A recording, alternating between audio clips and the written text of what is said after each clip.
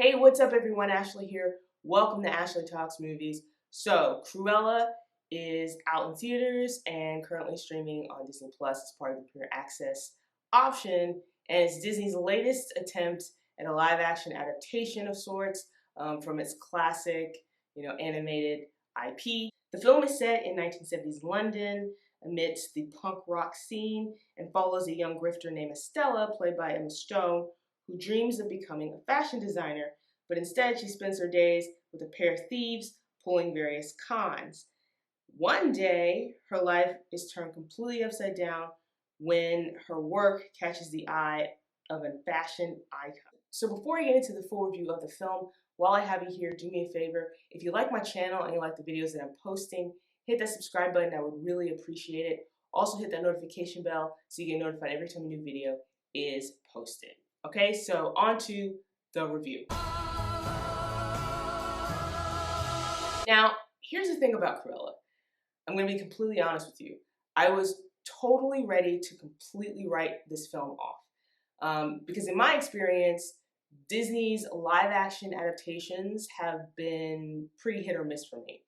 Most of the films that I've watched, the live-action adaptations, have not been good, in my opinion. A few have been okay, but none have really wowed me. And so I just really am always kind of cautiously optimistic or a little nervous about a new live-action adaptation from Disney. So when Cruella came along, I was like, okay, let's see what they do with it, but I'm not getting my hopes up. And you know what? I'm here to tell you that I was actually surprised because this film actually works. The story is a bit over the top. It's a bit ridiculous. But you know what? I think they were going for pure camp.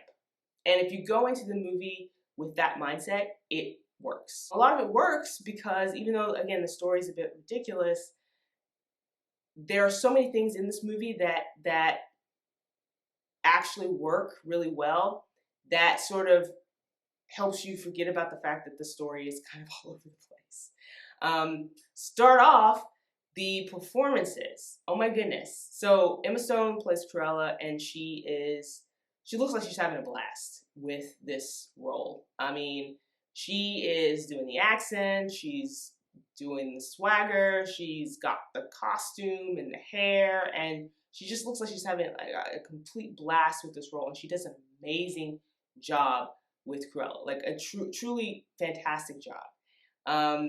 But you know what? Emma Thompson's in this movie as well, and let me tell you, like, Emma Thompson steals the scene every time she appears on screen.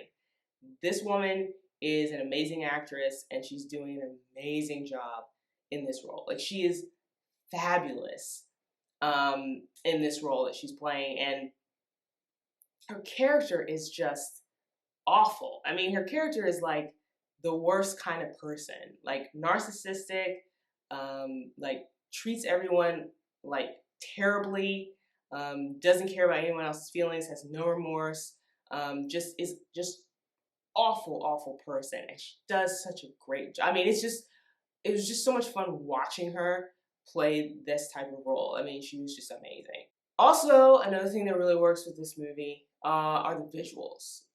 This film is directed by Gillespie, who directed one of my favorite films, I, Tonya, and his filmmaking style is very much on display with Cruella. Cruella feels so different than any other Disney live-action movie, which is a good thing. I mean, it feels so different than all the rest of them. It has a more indie style to it. Again, thanks in part to the director and his filmmaking style. And, visually, like, the cinematography is great.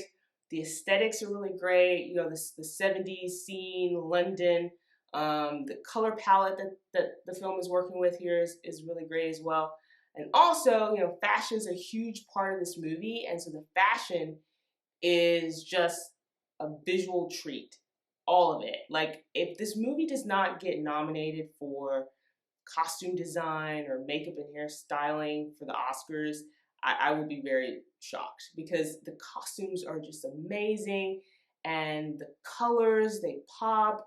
it's just the hair and everything, all the styling in this movie is just visually amazing. And it was just so cool to see it all, and it looks really great.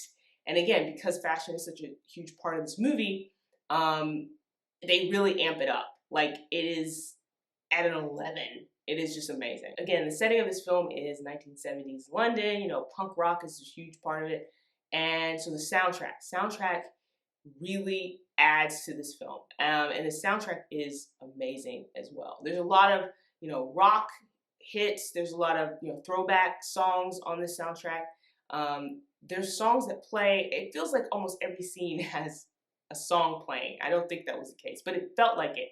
And each song that is paired with the scenes is paired so well. Like, they complement each other so well. Now, this is the part of the review where I talk about how Cruella isn't a perfect film and that it has its problems.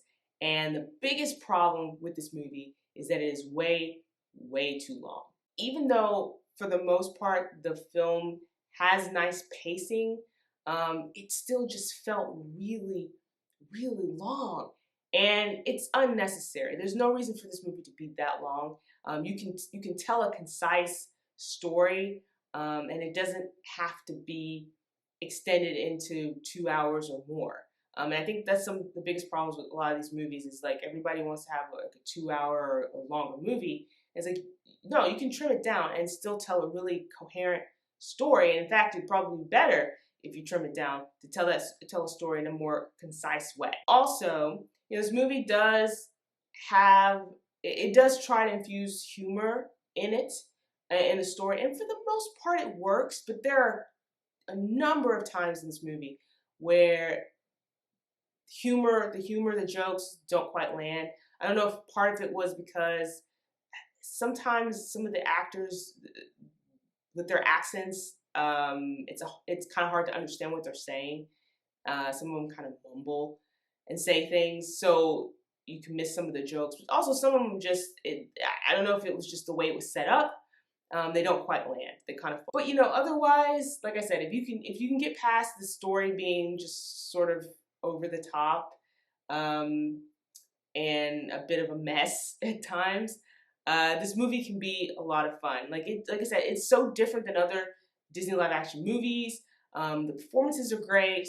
It's just kind of wild, and the soundtrack is amazing, and visually it's great to look at, and the fashion is fabulous, especially if you're really into fashion. Like, this will be like a fun movie for you because it just costumes and dresses and gowns and everything, balls and galas, like all of it is all on full display, and it looks amazing. So those are my thoughts on Cruella. The film is currently in theaters and also available on Disney Plus as part of the Premiere Access option. So if you get a chance to watch the film, let me know what you think. Did you like it? Did you not like it? How does it stack up with other Disney live action adaptations? Share those thoughts in the comments below. While you're here, like this video, hit the thumbs up button, and don't forget to subscribe to see more videos like this.